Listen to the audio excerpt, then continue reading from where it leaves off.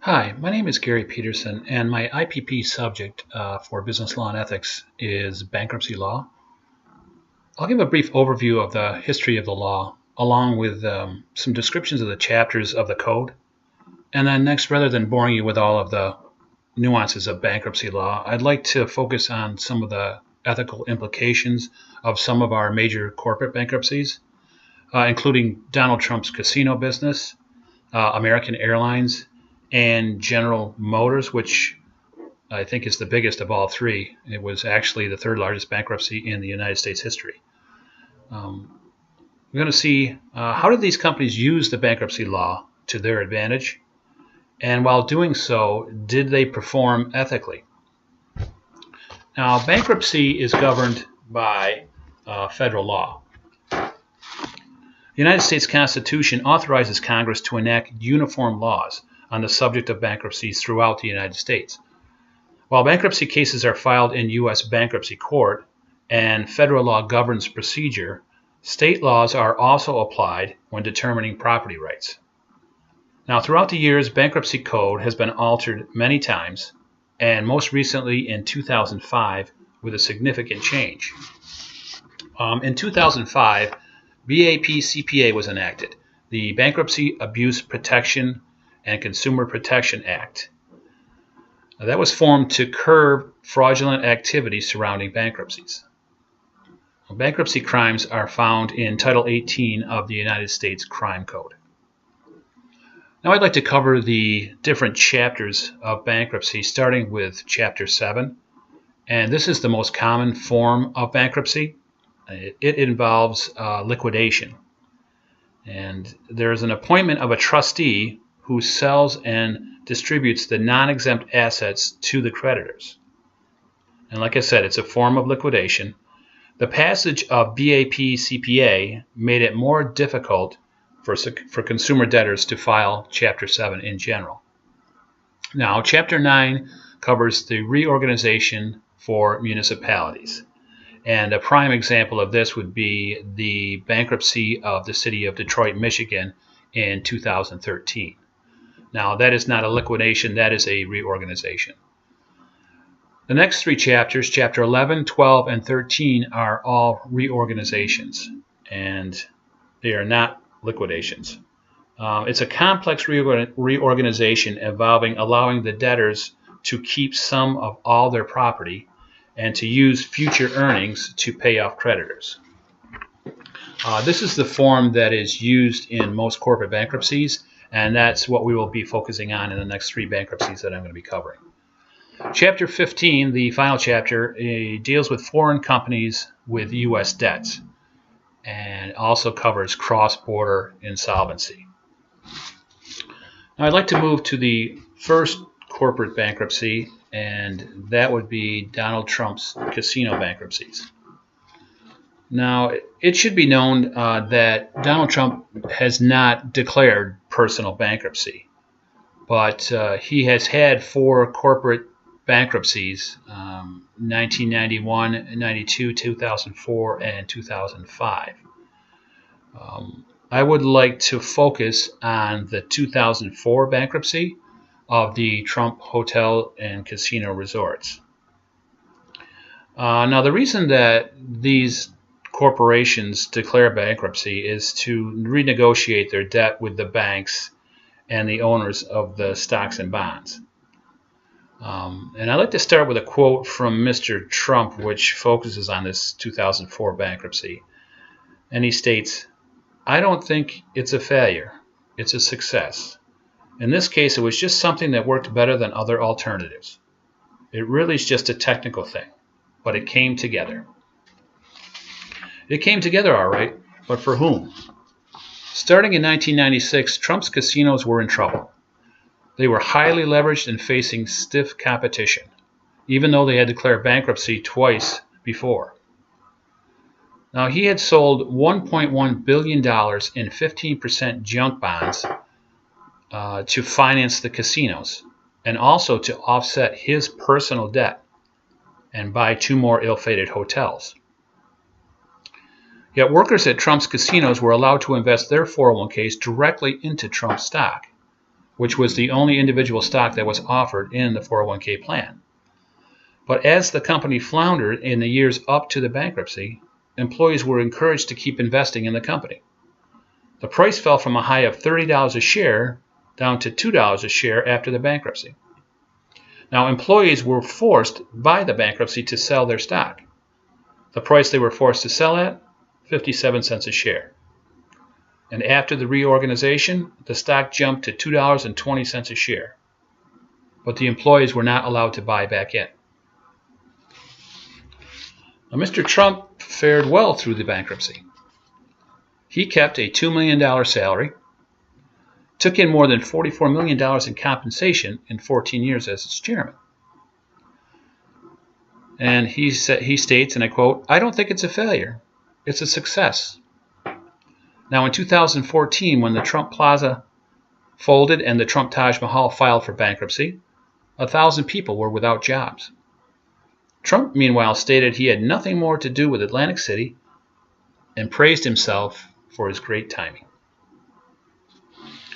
Moving on to the next bankruptcy, we're going to be dealing with an airline. It was American Airlines, and they declared corporate bankruptcy in 2011. Now, while it's not unusual for airlines to seek relief under bankruptcy, this bankruptcy had quite an effect on the employees of the airline. When American went bankrupt in 2011, it voided its labor agreements and froze the employee pension plan. Now, when it emerged and merged with U.S. Airways, the creditors were totally repaid, shareholders were richer, and the CEO even got a severance. Now, the employees got shafted. All non-union workers, about 40,000 ticket agents and ground crew, would lose their medical and retirement. But American was still strong. Our final bankruptcy is the largest of the three. Again, like I stated earlier, the third largest in U.S. history, was General Motors.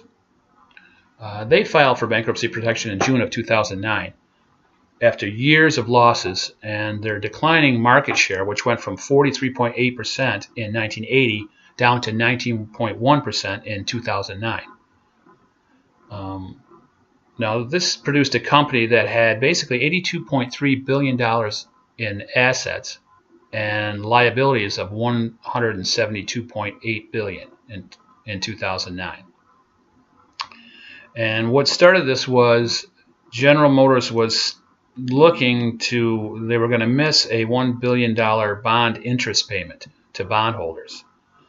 And if they couldn't make that payment, I don't think GM would have been viable as a company anymore. So in stepped the government with their TARP program. TARP stands for Troubled Asset Relief Program. And this program was created in 2009, to give relief to banks and institutions in the United States which were on the verge of failing because of the Great Recession. So the TARP basically right away infused $15 billion in cash into General Motors, and this was before they were bankrupt, to try to get them back on track. This was not enough to keep them afloat. They declared Chapter 11 in June 2009.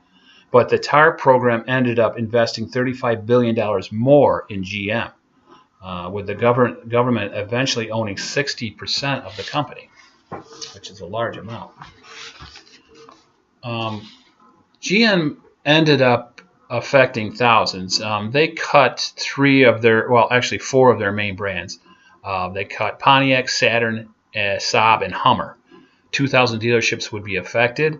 12 facilities were closed. 6 assembly lines were idled. Many engine plants and distribution networks were closed. And the trickle-down effect was just huge, and a lot of the small parts manufacturers and suppliers and whatnot either went out of business or were completely scaled back. Healthcare benefits were slashed. GM bonds were worth a fraction of their original investment, and GM got, believe it or not, major concessions from the union and bondholders to make for a better bankruptcy. So basically, the union accepted less money, less benefits, etc. It can also be said that the bankruptcy was a major cause of the city of Detroit, Michigan to file Chapter 9 bankruptcy in the year of 2013. So basically, in conclusion, this is my opinion piece, and I just wanted to review a couple things. I understand that bankruptcy is a viable solution for many businesses that need it in order to sustain that business or to keep them, going, to actually preserve the jobs, for the people that work there as well, even though they may be cut. The problem that I have is that it's okay for corporate America to do this relatively easily. I mean, it used to be a stigma when you declared bankruptcy. It was really not, that was your last resort. But now these businesses are using it as a business strategy. And many, many, many businesses do that. Well, why is it not okay for the ordinary American citizen to take advantage? In 2008, over 5 million people lost their homes. Now, they weren't allowed to declare bankruptcy and keep their homes. Congress tried to amend the law, to allow homeowners to declare bankruptcy. The financial industry blocked the bill. Another example, college students now with outstanding debt. The problem is many of these debts that students have are at a high interest rate, and also, too, many universities that these students go to have a low rate of employment after graduation. So what do these students have as a recourse? I mean, they don't really have a lot. They can't declare bankruptcy and reorganize their student loan debt. It's not allowed. All I'm saying is larger investors are shielded quite a bit by the law, and then they put a lot of their risk on ordinary people. I'm thinking that perhaps even leveling the playing field a little bit is a step in the right direction. Excuse me. And as far as the ethics of bankruptcy law, it may be lawful to do what these corporations are doing, but is it truly ethical to do some of the things that they do, as far as renegotiating debt, reorganizing, dropping pay, not satisfying payments to employees? I mean, those are very, very delicate situations. It just makes me wonder. But thank you for listening to my presentation, and the next couple of slides are going to provide references that I use to put together this presentation. But again, thank you for listening to my presentation, and have a great day.